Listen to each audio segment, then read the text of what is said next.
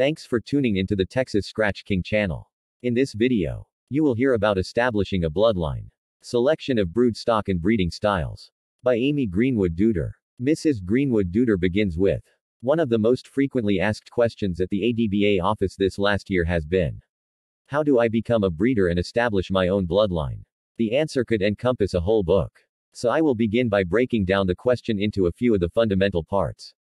And begin putting together the answer that will help guide those new fanciers that have this interest. The motivation to become a breeder can be twofold. Number one, the individual wants to preserve and maintain the quality of the dogs that he has noted in a dog, or a number of dogs that he has come in contact with.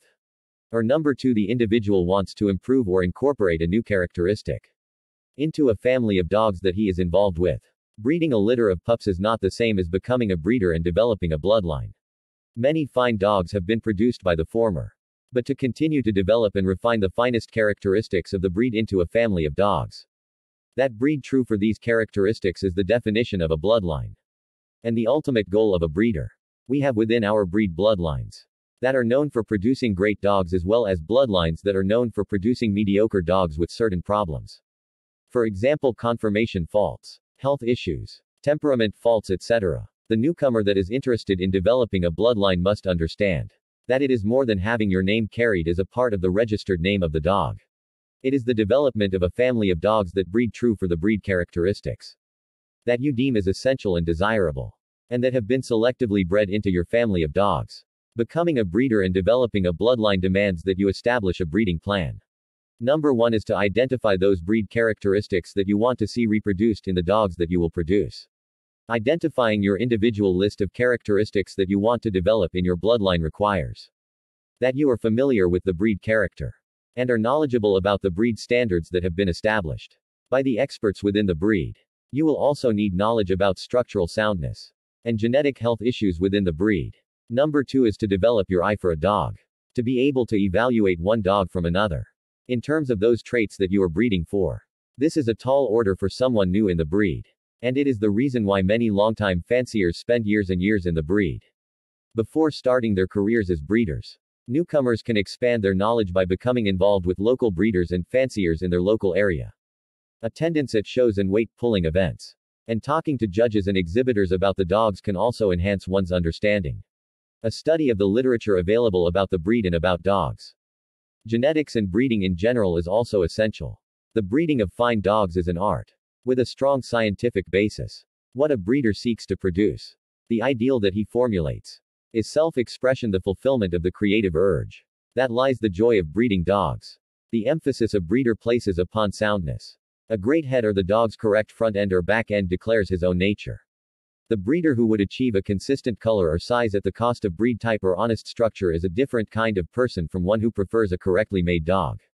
All quality bloodlines have been established by incorporating quality brood stock from someone else's bloodline. It is not often that you can incorporate your pet quality bitch or dog into your breeding program and produce consistent quality pups. When I first got into the dogs and wanted advice on breeding, the advice that I received most often was to buy the best bitch that I could afford from a top kennel and then select one of the top quality studs being offered open to public stud to breed her to. Top producing dogs are most often inbred or line-bred individuals from an outstanding bloodline. Inbreeding and line breeding produces a prepotent dog whose genetic material is homozygous. Homozygous is a term that indicates that the gene pairs are the same, since only one gene is inherited from each parent. If the parents are related, as in inbreeding and line breeding, the chance of doubling up the gene pair is greater than in the case of breeding unrelated dogs. Or outcross breeding. The term prepotent means a dog that can produce offspring with his same characteristics. The reason is that a dog that is homozygous for a certain trait will pass this trait 100% of the time to their offspring. A dog produced from an outcrossed breeding that is heterozygous, the gene pairs being different for a certain trait, even though they themselves have the trait, it will pass the trait on to their offspring only 50% of the time. A breeding dog needs to be selected based on the dog's bloodline, the method of breeding that produced the dog, inbreeding or line breeding, and the individual attributes that the individual dog will bring to the breeding program. Before making the commitment to become a breeder and establish your own bloodline, an honest appraisal of your resources is in order. First, do you have the money and time to invest in this endeavor? A large kennel facility is usually not necessary. If you get 2 or 3 quality bitches to start out with, and a small residential kennel where you can spend the time necessary to care for the brood matrons, and to socialize and evaluate the pups produced, is all that is needed to get started. More important than space and money is the commitment to the pups that you will be producing. For breeders to know if their breeding program is working, ongoing evaluation of the pups is essential. Most of us do not have unlimited space, so placing pups in good homes when they will receive adequate care and nutrition, training and evaluation is going to be essential. As a breeder, I only breed a litter when I need a dog myself to show or to breed, or if I have interested people that I feel will do a good job with the puppy. I like to place puppies within a 100-mile area of where I live so I can get feedback about the quality, temperament and performance of the dogs as they grow, and get a chance to see them at the local shows. Darwin's theory of natural selection states that when a natural breeding in the wild takes place, nature places demands on the individuals produced and the strong survive to reproduce and the weak die. In this scenario, as a dog breeder you are nature. Your role is to give an honest appraisal of the dogs that you produce, and breed only the strong. The weak are dogs with characteristics that you do not want in your breeding program. Should be spayed and neutered and placed in good pet homes. This is where many breeders fail. Over time they become kennel blind and emotional about their pups and keep inferior dogs as breeding stock for one reason or another.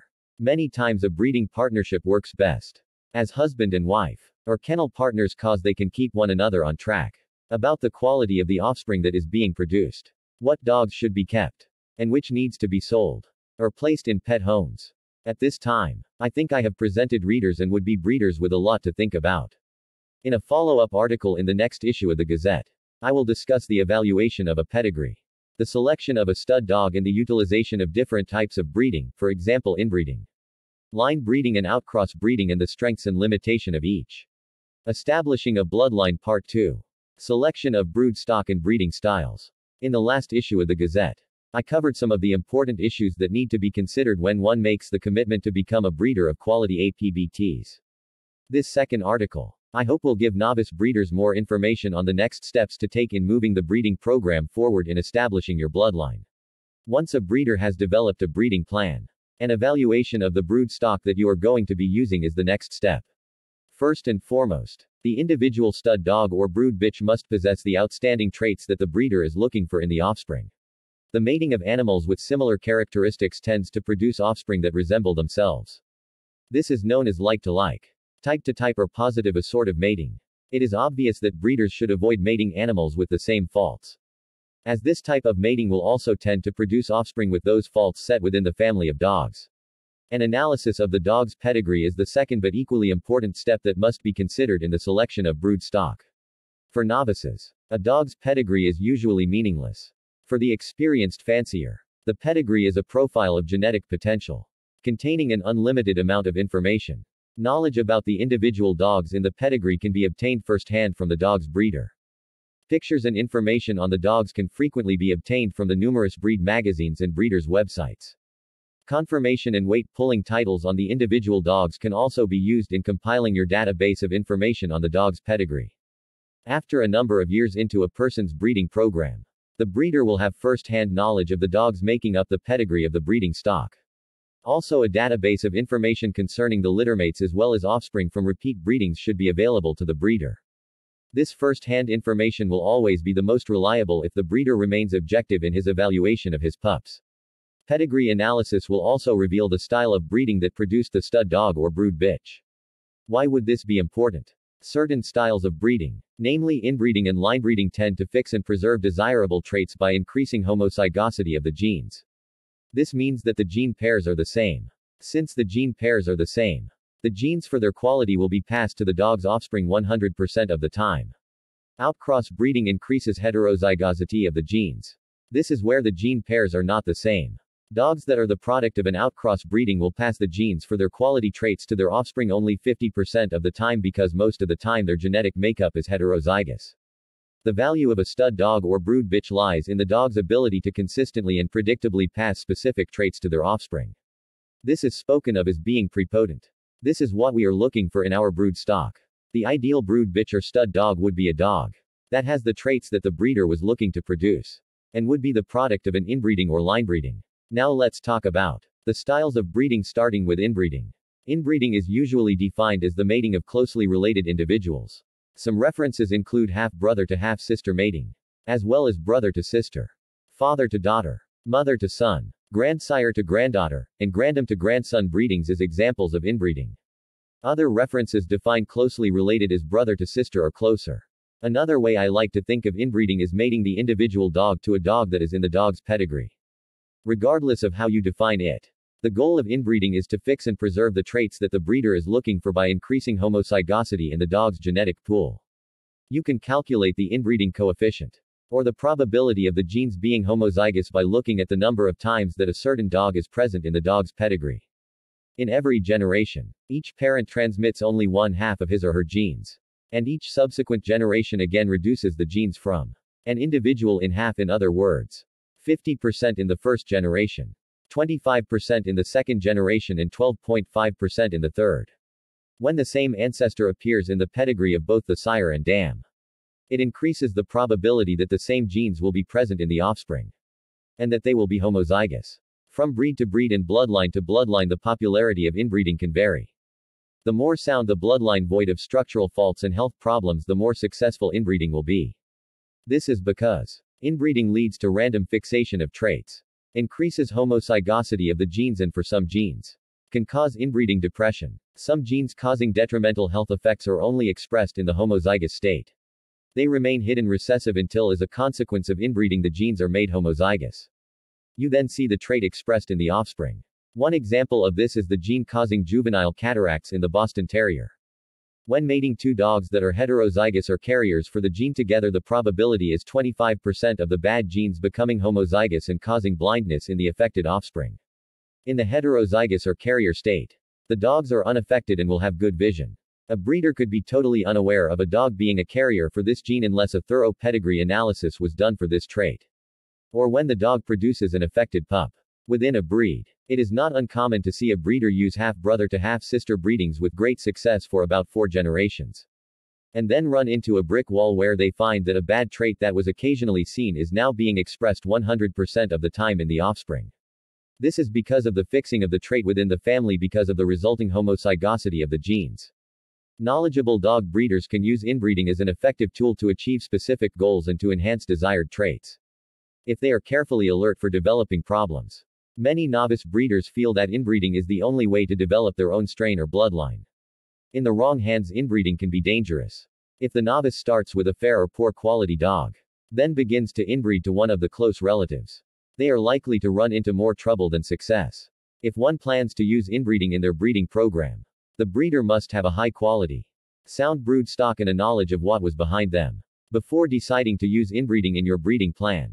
There are some questions that a breeder might consider. 1. How inbred is the brood bitch or stud dog itself? 2. Are there any recessive hereditary disorders known in your stud dog or brood bitch's bloodline? 3. What breed faults might you be concentrating or passing on to the resulting offspring? 4. What are the positive effects that you are hoping to achieve by inbreeding? Careful inbreeding is often of great value to a breeder. It is most successful when the highest quality dogs are used as brood stock. The breeder has a thorough knowledge of the dog's pedigree and intends to fix within the bloodline specific desirable traits. Now let's talk about line breeding. Line breeding, this term is often used to denote breeding among related individuals or dogs from the same family or bloodline. Examples would be mating between first or second cousins, uncle to niece, aunt to nephew, and in some references half-brother to half-sister is also listed as an example of line breeding. Line breeding is the breeding style that is a compromise between inbreeding and outcross breeding. Breeders use line breeding to preserve the traits of a family of dogs, while at the same time retaining the variability in the gene pool. Variability is good as it counteracts the potential detrimental effects of doubling up on bad genes that is sometimes seen as a consequence of inbreeding. Line breeding is a slower and less direct way to fix desirable traits in a bloodline, but does offer more options and fewer risks than inbreeding. Diligent selection of quality brood stock from bloodlines known for their soundness and breed type is also very important when a breeder is choosing to do line breeding. Okay, now let's talk about the outcross breeding. The definition of outcross breeding is the mating of purebred dogs within the same breed that are relatively unrelated. The style of breeding increases heterozygosity and creates new genetic combinations by bringing together genes from totally unrelated individuals. There are two primary reasons that a knowledgeable breeder will choose to make an outcross breeding. The first is to introduce into their family of dogs a trait that is absent or lacking. And secondly, to dilute undesirable traits that are caused by homozygous recessive genes. Outcross breeding is essential when a breeding program begins to show signs of inbreeding depression such as loss of vigor, disease resistance and infertility. Many times breeders will have two basic inbred or linebred families of dogs or bloodlines within their kennel, and will do outcross breeding between these two lines. The result will be dogs that are better than the two original lines. Breeders speak of this as a nick. Geneticists speak of this as hybrid vigor. No matter what you want to call it, this type of breeding will many times produce animals that are better than each of the original lines. Many times these dogs produced from outcross breeding have gone on to become athletic top performance animals. We have seen many famous nicks within our breed. None more notable than the Tudor-Colby breeding of Howard Heinzel and the Boudreaux-Carver breeding of the Honeybunch line. Both of these bloodlines have produced many outstanding individuals as well as becoming the foundation of many other quality bloodlines today. Many times using these talented performance dogs that are the product of outcross breeding as brood stock will result in a disappointment for the breeder, as the dogs will tend to produce the norm of their respective bloodlines. Many an old-time breeder has been heard to say, "Don't breed to the top performance dog of the day. Breed to his parents." On the downside, many breeders frown on the use of outcross breeding as it does introduce unknown and sometimes undesirable traits into the bloodline. Also within outcross mating of dogs that are already the product of outcross breeding, there is little predictability and uniformity in the traits that one will see in the offspring. Within a litter of pups, you can see good pups, poor quality pups and everything in between. Uniformity and predictability in the quality of the pups produced is the goal and the hallmark of a good breeder. One of the most effective ways I have seen in outcross breeding used by breeders is to select to breed to an unrelated dog with a sound pedigree that possesses an outstanding quality that is absent or lacking in the breeder's bloodline. From the resulting offspring, an individual is selected for the trait that the breeder is looking to introduce into his line. That dog is then bred back into the original bloodline linebred or inbred, fixing the new desirable trait into the original bloodline. One breeder explained the breeding strategy of bringing a quarter outcross into his line to be used as a catalyst for the line. A catalyst in the sense of bringing together all the goodness and quality of his bloodline with an added kick of hybrid vigor. Now let's talk a little about grading up. Grading up is breeding the females on hand to a male of better quality is known as grading up. The best females in each generation are then kept and again bred to a top sire from an outstanding bloodline. This is one of the tried and true ways to improve the quality of a cattle herd and other livestock. This is also true of many dog breeders. Many breeders have started with a very average bitch from a good bloodline, and have invested their money wisely in breeding to an outstanding champion stud. As their experience increases, they have refined their selection process, retaining the best in each generation. Careful selection of the top studs have in many cases produced a foundation of brood stock that have gone on to development into a quality bloodline.